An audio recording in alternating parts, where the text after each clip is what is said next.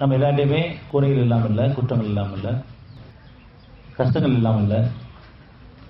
அது உடல் கஷ்டமோ, மன கஷ்டமோ, பொருளாதார கஷ்டமோ, அல்லது சமுதாயத்தில் சில பிரச்சனைகளோ, அல்லது கடனால் சில கஷ்டங்களோ, பலவிதமான கஷ்டங்கள் நமக்குள்ள இருந்துட்டு கஷ்டமில்லாமல் வாழ்றதுக்காகவும், துன்பமில்லாத வாழ்ற வாழ்க்கைக்காகவும், சுகமான வாழ்ற வாழ்க்கைக்காகவும் நம்ம தேர்ந்தெடுக்கப்பட்டிருக்கோம். ஏன் நமக்கு கஷ்டங்கள் வந்துட்டு போயிட்டு இருக்கு, அல்லது தொடர்ந்து கஷ்டம் இருந்துகிட்டே இருக்கு?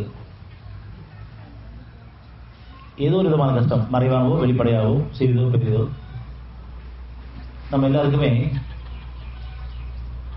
அவ்வப்போது கஷ்டம் வந்துட்டு போயிட்டு இருக்கு, அல்லது அந்த கஷ்டத்தையே இருந்துட்டு இருக்கோம்.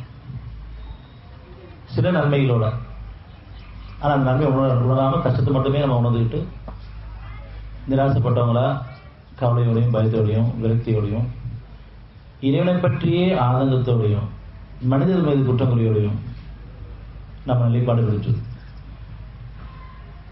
ஏன் இறைவன் படைச்சான் அப்படிங்கிற கேள்வி உணர்ச்சியை கேட்டிருக்கோம். உணர்வோடு கேட்டால் அதுக்கான பதிலும் இருக்கு.